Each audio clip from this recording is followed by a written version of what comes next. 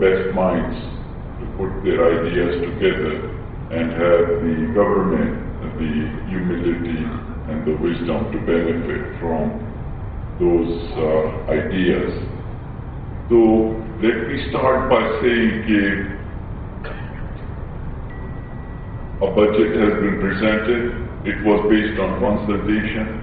I spent maybe hundreds of hours in talking to different stakeholders.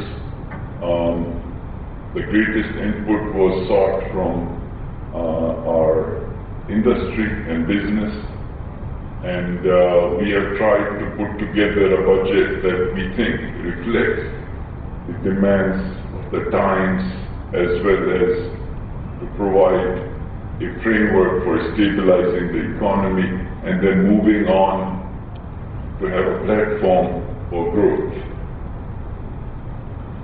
At the same time, this is a time for everybody to pitch in if we are to try and steer this country into an area of prosperity and to fulfill the aspirations of our people. Then we have to take some decisions which are tough and which demand sacrifice. The question that the fair-minded people have to ask is, are we being careful? Are we being fair in demanding the degree and the level of sacrifice, and are we also participating in that process? So I want to start by asking the question that why are we where we are? And I always say that we should look at the big facts of our country, because the interplay of politics and economics and society has created a situation which has existed in this country for many decades now. So what are some of the big facts that I, the student of Pakistan, when I look at it, I see? The first big fact is that in the 72 years that we have been fortunate to have this country, no single government, no single prime minister has ever completed his or her tenure. So we have a dysfunctionality at the heart of our national life. And I say it because it impacts upon the economy, in that the requirement of the markets and the requirements of the businessmen who take decisions is for a continuity of policies, for a predictable framework. So if we have a situation and a history of this sort, it does impact upon this very fundamental requirement. So this is the first point, and I want you to ponder over it just like I am doing, and we can have this conversation on how to actually get some of these things behind us. And perhaps we are in the process of getting this one big fact behind us. The other big fact about Pakistan is that we have never had a growth trend that has lasted more than 4 years.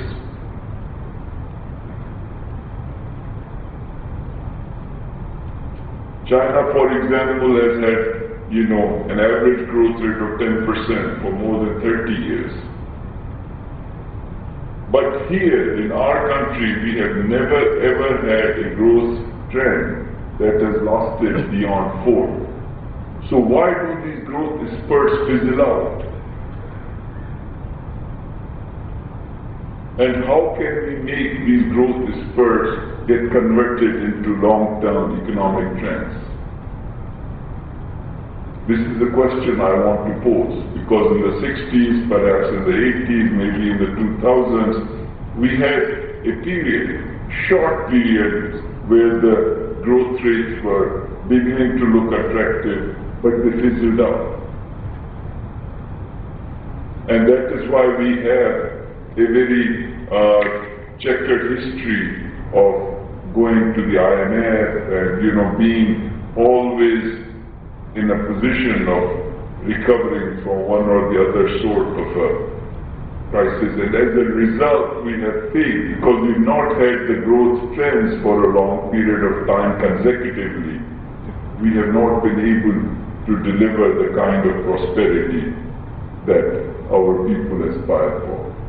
So the third thing is that we don't like to do business with others. This, in my view, is the third big fact about Pakistan. And you as advisors to the business community and my colleagues who are here and in Karachi and Lahore who are big businesses have to begin to ask and answer this question. Why is it that we never like to do business with others? The big lesson of history is that if you want to develop, you must sell your products to others. But here in our country, no matter who is in government, whether it's the military or the civilians, whether it's one party or the other, whether it's one decade or the other, somehow we never can export our products to others, and we cannot attract others to come and do business with us here. And nobody has done it alone.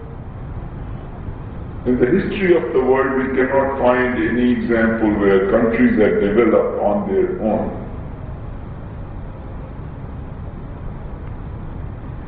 So we have to begin to try and figure, these things out. And the fourth is, why do we have such excessive government? In every facet of our life, in every part of our economy, and why are we unable to somehow contain the government to what it is required to do, which is to make policies, which is to regulate, which is to provide national defense and judiciary and police services and provide basic law and order, and to not get into the business of running business. So I want to start by that, by thinking about what is it about us that we have to try as a country to come together and begin to answer. Because the way forward cannot come out of a bad diagnosis.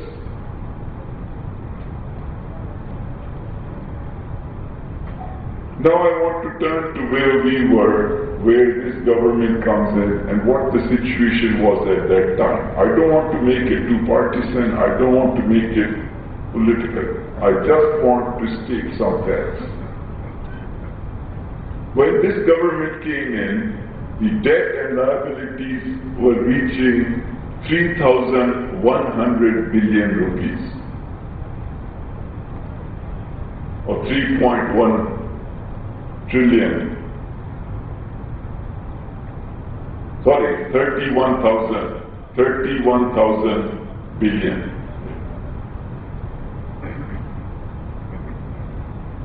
And a component of that was the export, was the foreign component was $97 billion.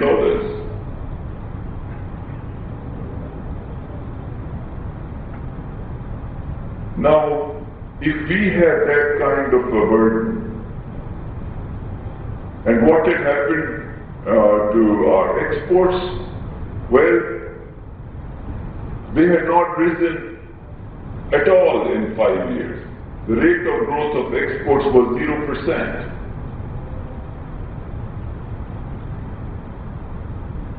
And there was a determination to keep the currency overvalued. And tens of billions of dollars of our national reserves were blown to keep that currency artificially overvalued, which made imports very cheap. And as a result, we had 0% growth in exports, a massive, inflow of imports, and a trade deficit of $32 billion, and a current account deficit of $20 billion. So on the one hand, you are required to pay $2,000 billion just for the interest, and you have basically no exports to pay from.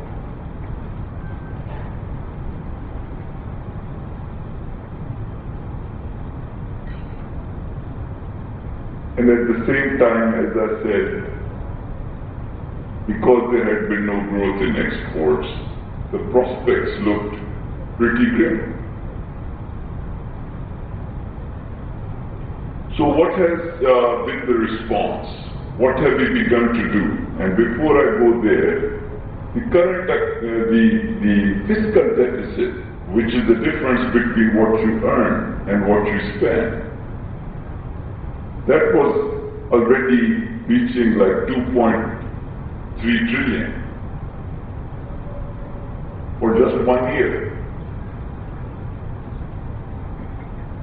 तो एक तरफ आपके पास कोई exports नहीं है, आपके imports को finance करना है, दूसरी जानिब आपने $100 बिलियन बोरो किए हैं, 31,000 टोटल बोरो किए हुए हैं रूपी टर्म्स में, and you have to pay all this. There's no escape from that. And as a result, the reserves, had fallen in the last 2 years of the previous government from about 18 billion to less than 10 billion, close to $9 billion.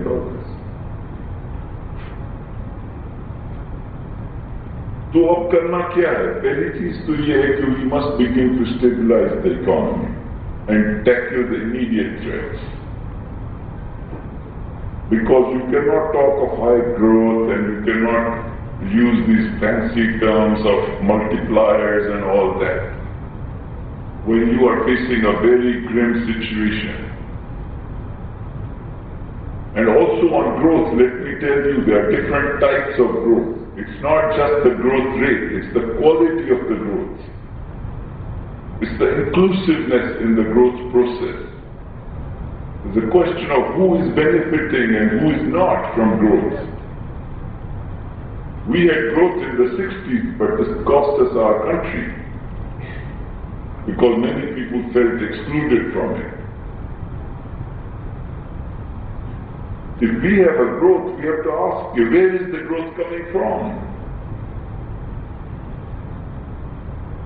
देखिए growth के the parameters होते हैं is consumption and investment and exports.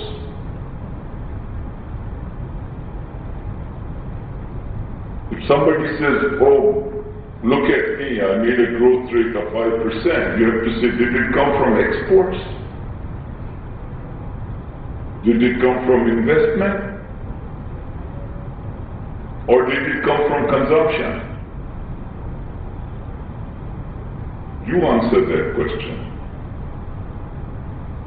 A person can take a credit card and go and have a very good time consuming it, and then split and let somebody else take care of the bill.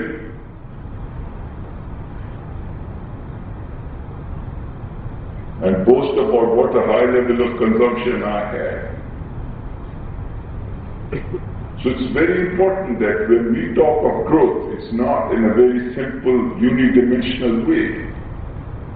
That we begin to ask the question that, yes, what sort of a growth do we want?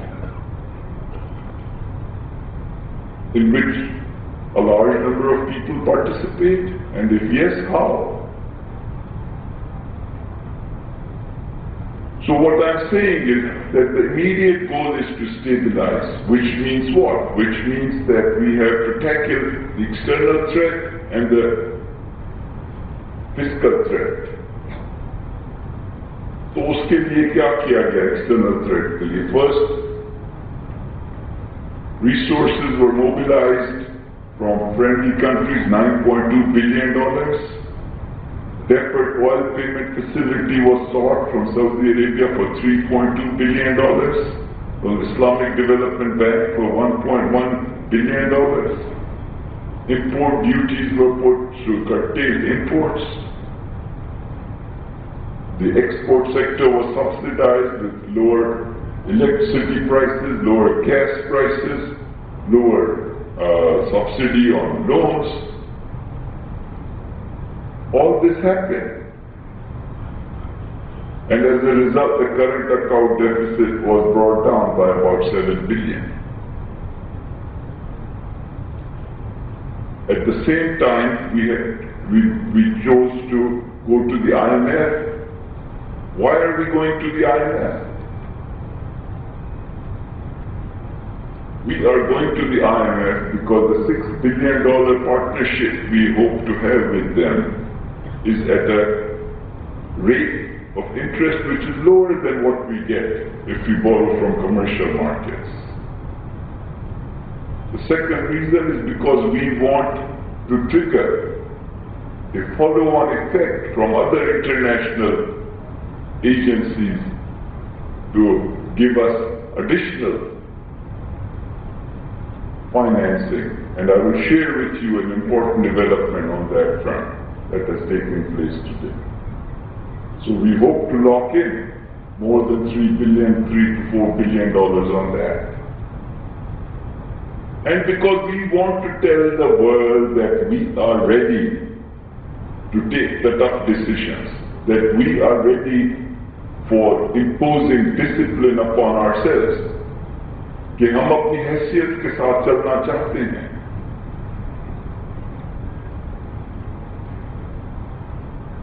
और ये जो लोग बैठ के कहते हैं कि ये भी IMF ने बजट बना दिया और IMF के इशारे पे लोग चल रहे हैं, don't believe any of that crap. What we have to do is decide what is the best for Pakistan. And if somebody or the other, whether it's in the IMF or the World Bank or some other friendly country of ours, they also think that it's good for us, well, fine.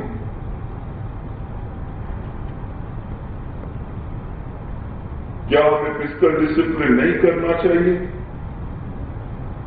क्या हमें revenue mobilise नहीं करना चाहिए? क्या हमें hard decisions नहीं लेनी चाहिए on the provision of subsidies? तो इसमें क्या किसी को दिक्कत हो रही है? Why are they trying to confuse the public by using loaded statements and trying to give them a kind of a false picture? If they have an alternative model in which you don't mobilize revenues, in which you don't take tough decisions, in which you don't stabilize the economy, in which you don't try to restrict imports, in which you don't subsidize exports, then let them come out and share that.